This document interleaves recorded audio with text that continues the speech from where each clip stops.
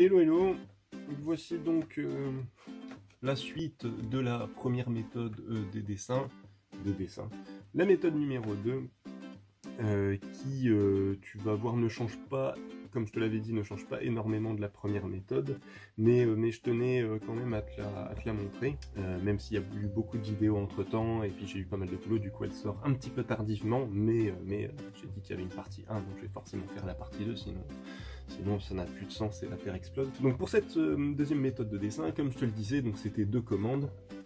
La vraie différence que j'avais pas forcément bien précisé dans la première vidéo, c'était qu'en fait, généralement en fait j'utilise la première méthode de dessin pour tout ce qui est entre guillemets photo réaliste, même si je n'en fais pas, mais pour coller au maximum à l'image. C'est-à-dire que là par exemple pour la première commande, la personne m'avait demandé de lui faire un Jack Sparrow, et donc on est forcément attaché à l'acteur, à Johnny Depp, au personnage de Jack Sparrow. Donc moi quand on me demande voilà quelque chose qui est aussi défini, comme c'est une commande, j'essaye de coller au maximum à ce qu'on me demande, forcément. Ça va être compliqué. Et donc voilà, j'utilise cette première méthode à chaque fois que j'ai une référence photo d'un personnage bien défini, qui est bien ancré dans le réel en fait, même si c'est de la fiction, mais voilà, quand je vous dis Jack Sparrow, on voit tout de suite à qui je fais allusion. Pour la deuxième commande, c'est aussi un personnage de fiction, c'est un personnage de film. Il s'agit de... Il s'agit donc, putain j'avais oublié son nom, de Yondu Udonta, j'ai du mal à le dire, des Gardiens de la Galaxie, accompagné de Groot. Alors là, bien sûr, pareil, c'est un personnage de film, donc qui est quand même bien défini, on sait à quoi il ressemble, voilà. C'est pas un personnage de roman. Mais comme il ne s'agit pas d'un des principaux personnages du film, je me suis dit que je pouvais y aller un petit peu plus librement et essayer de réinterpréter, tout en gardant une image de base quand même, parce que on a une image de base, mais essayer de réinterpréter le personnage pour lui donner une touche voilà, un peu plus personnelle, un peu plus dans mon style. Donc pour cette méthode, je fonctionne exactement de la même manière que la méthode précédente, c'est-à-dire que donc on va faire un croquis, puis après la couleur, puis l'ancrage, et quelques rayons de couleur s'il faut à la fin, mais là voilà, on fonctionne encore sur ce système d'étapes qui te permet vraiment de construire ton dessin au fur et à mesure. Toujours dans l'idée de ne pas gommer. Tu vas voir que là je peux encore moins gommer vu ce que j'utilise pour faire le croquis. Et donc pour cette méthode, voici les outils que j'ai utilisés. Donc en fait il y en a vraiment deux qui changent, ce sont ces deux là. Le reste ne change pas, donc je vais pas te refaire tout un topo sur le papier, sur l'aquarelle gouache. Je te propose d'aller voir la première méthode de dessin, vu que c'est quand même rattaché à ça. Si cette méthode là t'intéresse, ça sera intéressant et complémentaire d'aller voir la première méthode, je pense. Donc voilà, donc je vais vraiment te faire un petit topo là-dessus, et un tout petit topo sur le papier, sur l'aquarelle gouache. Du coup j'utilise ça pour le croquis et ça pour l'ancrage. Donc pour le croquis en fait j'utilise un critérium à la base pour des mines de 2 mm. Donc c'est voilà, ce critérium qui rappelle le crayon de bois basique au niveau de la mine. On n'est pas sur une mine fine, on est sur une mine de 2 mm qui, comme tu peux le constater, est rouge. T'en as pour du 0,5, du 0,7, hein, des mines rouges et des mines bleues, t'as même des mines vertes si mes souvenirs sont bons. Pourquoi j'utilise une mine rouge? En fait, à la base j'utilisais, pour te faire une petite histoire, j'utilisais une mine bleue, et puis j'en ai eu un peu marre de la mine bleue, de tout faire en bleu et tout ça. Je suis passé, j'ai vu qu'ils faisaient de la mine rouge, donc je me suis dit tiens je vais tester la mine rouge, et bizarrement je trouve que, alors c'est peut-être que moi, hein, je trouve que la mine rouge en fait se fond mieux avec le reste de l'illustration. C'est-à-dire qu'une mine bleue va quand même, je trouve, assez contrastée, va se rapprocher d'une mine grise, au niveau de la tonalité peut-être un peu froide et un peu marquée, alors qu'une mine rouge, je trouve personnellement que ça se fond plus. Et comme je suis dans l'idée de conserver mon croquis, pour moi il est super intéressant d'avoir justement un outil pour faire un croquis à la base qui va se fondre dans l'image. Donc du coup voilà, j'utilise ça, et donc là l'avantage que j'y ai trouvé, c'est justement comme ça se fond assez bien avec le dessin, je peux appuyer sans gros risque d'avoir un croquis qui va vraiment se voir sur la fin, vu que ça se mélange quand même assez bien avec la peinture finale et l'ancrage final. Je prends du 2 mm parce que ça me permet déjà de tenir un peu plus dans le temps, parce que la mine est quand même assez conséquente, j'ai pas à la changer aussi souvent qu'une mine 0,5 ou 0,7.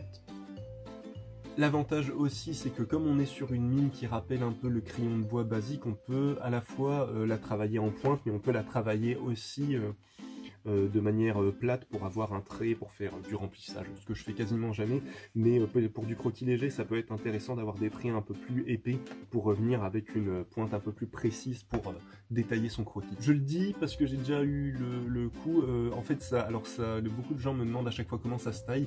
En fait, la plupart des critériums comme ça de millimètres, vous avez ce petit outil, alors qui à la base permet de remettre une mine comme un critérium basique, mais le capuchon que vous avez en fait, il a à l'intérieur un taille mine. Donc en fait, il suffit juste de faire ça, et en le tournant, vous allez tailler au fur et à mesure votre mine jusqu'à obtenir une mine fort pointue. Hop, là on devrait être pas mal. Alors après, il faut enlever ce qu'il y a dedans. On se retrouve quand même avec quelques résidus de mine rouge, et voilà, c'est pas hyper pointu là, je peux peut-être forcer un petit peu le truc, hop, hop, hop. Voilà, je sais pas si on va bien le voir, tac, bon, ça va être compliqué, mais bref, on réobtient une mine quand même assez pointue. Donc voilà, si vous vous demandez comment ça se taille, ça se taille de cette manière-là, pas besoin de vous équiper d'un affûtoir de papier ponce ou d'autres pour pouvoir le tailler. Généralement vous avez le capuchon qui sert à ça. Donc je te fais un topo vite fait sur le papier et la couleur si tu as quand même la flemme d'aller voir l'autre vidéo.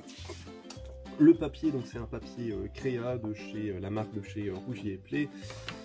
Papier 180 grammes, j'aime beaucoup ce papier parce que même si c'est du 180, il supporte très bien l'aquarelle. Ça se rapproche un petit peu du canson au niveau de la texture du papier, mais on est sur quelque chose de beaucoup plus fin. Le grain est nettement moins marqué. Pour un peu d'aquarelle sans trop mouiller le papier, ça fonctionne quand même assez bien. Donc j'en suis assez content, c'est le papier que j'utilise généralement en festival pour faire du sketch et tout ça.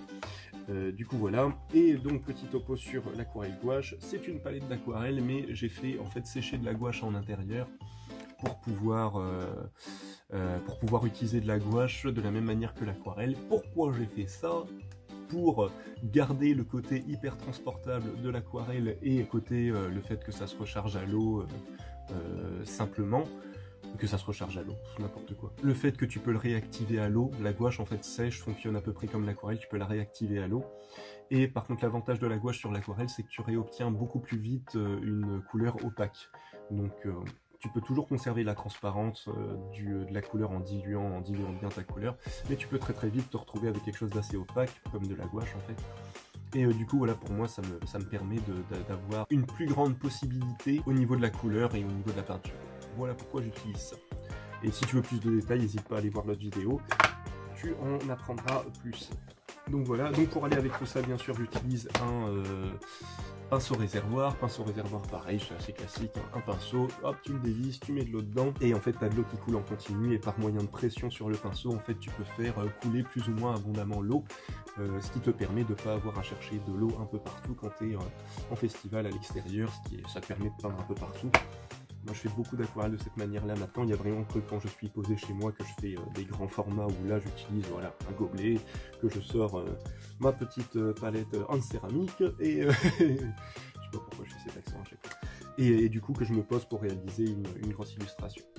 Une fois qu'on a fini la couleur, tout ça, on passe à l'ancrage. Et donc pour l'ancrage, j'utilise ce petit feutre que maintenant j'utilise moins depuis que j'ai testé les Kouré Take. C'est du Kouré Take aussi dans tous les cas, mais il y a des feutres Kouré Take qui sont un peu plus performants au niveau de la durée de la pointe que ceux-là, qui sont les Cambio et la plupart des brush pen de chez Kouré Take qui sont quand même un peu plus performants au niveau de la pointe. Donc là l'avantage c'est que dans mes souvenirs c'est de l'encre pigment à base d'eau. Donc c'est quand même mieux de les utiliser en ancrage après la couleur, parce que si vous les utilisez avant, j'ai du mal. Si vous les utilisez avant, il y a quand même un risque que ça bave un petit peu quand vous allez repasser avec de l'aquarelle. J'ai testé 2-3 fois, des fois ça bave pas, des fois ça bave, c'est assez particulier, ça dépend peut-être de l'accumulation d'encre qu'on met sur le papier, ou je sais pas, mais j'ai eu quelques mauvaises surprises, donc je vous déconseille un petit peu de l'utiliser au préalable avant la couleur. Vous avez, alors, vous avez là, tu vois, il y a un petit F marqué juste ici, il y a deux tailles de mine, il y a du F et du M, le F étant plus fin, donc celui que j'utilise pour l'ancrage. Et donc l'avantage de cette mine, on va pas bien la voir là, mais tu la verras dans les petites vidéos, c'est que tu as une mine flexible, ce qui fait que tu peux à la fois travailler en finesse sans trop appuyer, et si tu veux un trait beaucoup plus fort, tu appuies et ça te fait un trait beaucoup plus fort. Comme tu l'auras compris si tu regardes un peu mes vidéos, moi j'adore ce genre de pointe.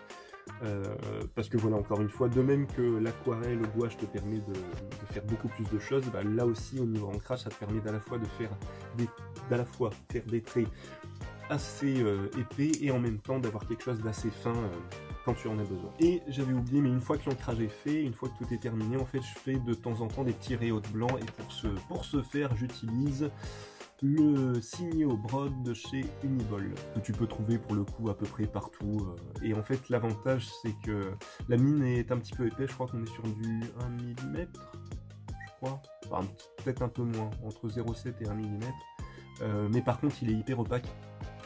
Et super intéressant pour ça, il repasse à peu près par-dessus tout, et je l'utilise moi à la fois sur de l'aquarelle, sur de la gouache, mais des fois même sur de l'acrylique quand je travaille sur toile pour faire vraiment du détail, ça peut avoir son intérêt. Donc encore une fois, j'espère que cette vidéo t'aura plu. Si tu as des questions, si tu as des commentaires, ce que tu veux, tu n'hésites pas à me dire.